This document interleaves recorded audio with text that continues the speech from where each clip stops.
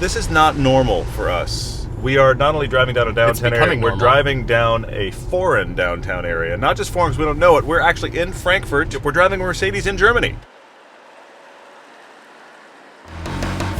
You're watching Everyday Driver. We make a TV show, podcast, and YouTube channels dedicated to great cars, driving adventures, and helping you find a car you'll love. Subscribe and hit the bell so you don't miss a thing.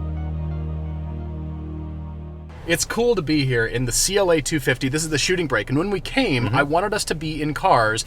Mercedes is asking, how may I help you? Because I said the name. Yes. As it does with every MBUX system. MBUX? Is that how we say it? We've got to call it the CLA250 from now on out because we cannot use the M word. Because the M word makes her respond, interrupt the interview, it's all wrecked. All right, we'll say the CLA. So I wanted us to be in cars that we do not get in the States because I wanted us to feel like we're part of the community and part of Europe and experience stuff we don't get there. Even though the CLA is available in the sedan form, we don't get the cool hatch either. We just get the sedan. But it's actually making me feel like sedans are back in a way because we're here where people don't buy SUVs because of taxes, to one thing. These are actually light trucks. If you fold the seats down and put a piece of plywood, from a tax perspective, they qualify as a light truck. That's why you see so many wagons in Europe. Wagons, and they tow with them, and they do everything with wagons. And I wanted us to be in this. It's brand new as of this recording, 2019. And the styling is what's setting this apart. It's cool looking. I think Mercedes is crushing it. Because now I'm in wagons and I'm comparing our car to, well, everything else. Every other and you wagon, see so many here. Yeah. I love feeling like a part of it. And it's the right size, too, for Europe. Because there are big cars here. We've seen some Suburbans. We've seen some pickup trucks around. There's a Camaro right now. It's the first Camaro I've seen right there. There is a Camaro. That's a ZL1 in Frankfurt. Oh my gosh. That is a unbelievably rare car here. And in the US, it'd be like Camaro goes by, I don't care what. I don't care what flavor it is. And there's a C6 Corvette over there. Seriously. Okay, Frankfurt has American cars. No kidding. But here's the thing. This is the CLA250 wagon. We do not get the wagon in the States. We drove Shooting brake. Oh, yes, sorry. Even though it has 4 doors. Brake. Anyway, yes, we'll stop. The A220 we had recently in an episode of television put it up against the new Mazda 3. This is similar running gear, but more powerful. This has about 225 horsepower, about 250 pound-feet of torque. Somewhere in there, yep. 7-speed dual clutch from Mercedes. Skoda! But Octavia! Skoda! This is what we've been doing for an entire week. We've been over here for our pilgrimage trip. We've been noticing all the things we don't see. All the fun cars. But it's this car. This has the same interior as that A220 did. It's brilliant. It's a really nice interior. Crushing it with their interiors. What I find fascinating is we are driving down, obviously barely driving. We're inching our way through a downtown area. We've used this car for a week. We've had 4 people and the back full of luggage. We've gone down the Autobahn flat out, which is 244 kilometers an hour. Ask me how I know. So it goes 150 miles an hour with a tiny little 4-cylinder. Easily. 4 people and bags in the back. It goes 150 for distance. Well, what strikes me is the needs of Germany, especially Germany, but Europe in general, is different than America. And I don't say that to be profound. I say that out of the cities. Not profound, but first of all, on the map, none of the cities are linear, laid out oftentimes before cars existed. So you've got to have a tiny car to be able to park, to get around, to live in the cities like this. But then you've also, in Germany, got to have something that will bomb on the freeway and connect your distances from completely, all the way up in Frankfurt down to Munich. And you're going 150, as you said. You're going 150 miles an hour for an hour or 2, just cruising, just hanging out. So we did it this you've morning. got to have the right size of live in the city, and it fits people and luggage and gear, and also you're hauling butt. Yes, and absolutely. It's got to be the right balance. Do we want the AMG 35, the CLA 35? Well, sure. Anything above that is great. But again, from a taxation perspective, you think, I don't want the 4-cylinder. The 4-cylinder is fast. It's genuinely quick. Great. Absolutely. And we said that about the A220, and it was less than 200 horsepower. We've got a nice bump up here. Yes. This weighs about 3,500 pounds. But honestly, it feels, to your point, it feels small and agile. When you think about station wagon, you don't think small and agile. This feels small and agile. The gas mileage, when you aren't doing 150, is actually pretty good. Okay? You can say that about anything. Yes, when you aren't doing 150, you can say that about anything. It's decent gas mileage. Yeah, for sure. But I just like the fact that this does that dual personality thing. It doesn't feel large, and yet you can carry a lot of stuff. And I love what you're saying about these cities here. You do have to have something. Everything around us, frankly, is a smaller wagon even than this. Yeah. You know, it's kind of crazy. We're seeing 5 Series wagons and the big E-Class wagons. Those which are the biggest big, ones we've seen, though. Which is crazy. And they look huge around here. No, I really like the size of the car, and I like what it does. It's just, wagons work. But the problem is the stigma that Americans have about station wagon. So that's why Mercedes uses shooting brake, Audi uses Avant. Everything we could say other than wagon. The BMW is the estate. You're right. Every other word You're right. to make it seem. This almost has about the same interior space from a seating perspective and luggage perspective as the smallest CUVs in America. Without question. It drives Without like question. a car. It's down low. It's a Yes. car. It's so great, and it makes me miss everything about wagons in America. I'll give you an example. The Mazda CX-3, for example, is smaller inside than this. Sure. The CX-5 maybe a little bit But they're bigger. selling like crazy. Yes, they are. Those really little 5-seaters are selling really, really well. And I struggle with why we keep buying big, high-riding CUVs, because this is really great, and it's a good family car. So another thing that I'm finding that is differentiating this car is the suspension, the modes that you've got. And I'm loving that it's so dramatic in this car. So the dynamic switch down here, so you can go from eco to comfort to sport. And sport is dramatic. You feel like, you're really in touch with the car. But comfort, you need it for around town, over train tracks, all this stuff. It's a huge difference. I feel like it's a little soft in the rear end, but it's fine. It's definitely comfortable doing this. It makes the roads nice. I was doing well over 100 miles an hour on the Autobahn earlier in comfort mode. As you do. And decided to go for a let's see how fast it can go run. So I put it into sport. Then it was a significant difference in the suspension as a result of that change. And then, of course, I was doing 150, which is a crazy sentence to be able to say casually. But it's true. When you drive it here, I do have to say, you understand why a car like this works so well. I could also see the counter argument, though. When you're driving through downtown Dallas and everyone around you is driving a Suburban, you're going to feel like, why didn't I get a bigger car? And as much as I really want Mercedes to bring this to the U.S., and I do, I understand why they didn't. I just don't see it as a big seller. It's a bummer, and it wouldn't sell. It's a 4-cylinder wagon.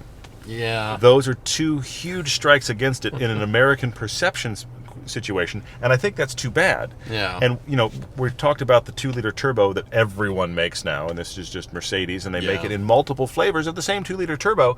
This one at 225 horsepower, that's good, actually. 250 pound-feet of torque. These are not great. Look, in a world where 700 horsepower cars exist, it doesn't sound like much, but when you drive this thing, especially when you ask a lot of it, I'm surprised by how much power it feels like it has, even though you've got that little 4-cylinder under the hood. We're just going to be Americans right now. We're just going to stop and be like, I didn't understand. I couldn't get the street sign.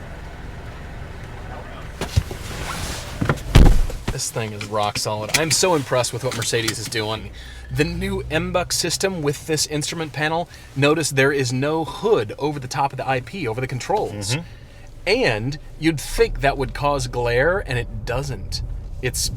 It's pretty much vertical, but the screen brightness is great, and it gives a different feel for the IP, and it's linear and clean. And it's almost like Mercedes has brought back modern plus clean styling, kind of. Sorry, like we didn't mean to talk to you. I'm sorry. I should have said CLA. She doesn't she's respond okay to now. CLA. She's okay. By the way, I hate this gear selector stock. Hate it. I really don't like it. It's not the intuitive. thing you touch the most in the car. And as a result, they have had to put everything else on the left stalk, and I think that's made that less user-friendly because they want to have this stalk where other stuff should be on the right side that is just for your gear selection. The other thing, though, is that is in such contrast to the rest of the interior that feels really good. All of these vents, the way they turn on and off, the feel of them, the tactile nature, the way the screen works, all of that, honestly, at this point, couldn't be done better. And then you have this that doesn't seem to work very well, which is too bad. Have you noticed Mercedes is using piano black in all the areas that you don't touch? Yes. So they have been successful in using piano black because, it gets a little bit, dirty and needs to be wiped down, but so does any car interior. Why am I going 20 kilometers over the speed Stop limit? it. Oh, that's right, because I'm just Yeah. speeding. That's why. Mercedes does a great job with their heads-up display. It's actually multicolor and very informative. It gives you the actual speed limits, how I know I'm speeding, next to the speed you're actually going, which in my case is always too fast. But earlier today, I was in a section of the Autobahn that was 120 kilometers an hour. And I had the speed, I had the cruise control set for 121. Okay? I hit a place where the car said, oh, starting right here, it's 80. And the car reduced the cruise control to 80 kilometers an hour automatically. It's got these cameras up here, and it's reading the sensors. signs. It knew. That's amazing. It knew. I think it's doing it off of GPS. Do you? Because even some places I thought it was where these there cameras up here. I thought it was these even cameras some places going. where there weren't signs, it knew. It knew before signage No even kidding. told me, which No was kidding. really quite impressive. And so, look, I don't like necessarily the car having that much control, but on the other end of the spectrum, if you're cruise controlling, that's great. By the way, Phaeton. I mean, V6 TDI is a little less exciting, but there is a Phaeton in front of me right now. Can't believe you. Yeah, This is hilarious. I'm Phaeton spotting. Phaeton spotting in Frankfurt. While I drive the Mercedes CLA250. But honestly, this really is a compelling case for the small family wagon without feeling like a compact family wagon. It does, and I'm thinking about this translating into the U.S. because we do get this new CLA, which seems like it has increased in size a bit because we've got the A-Class on sale now in the States. And so this as a sedan, I think makes a compelling case for a car, driving a car again that is fuel efficient, it's fast, it does feel like a luxury car. I mean, I think they're right in that, gray zone, sweet spot, whatever you want to call it as far as price, but still feeling like a high-end car. And it's just small because we associate the bigger the car, the more luxurious it is.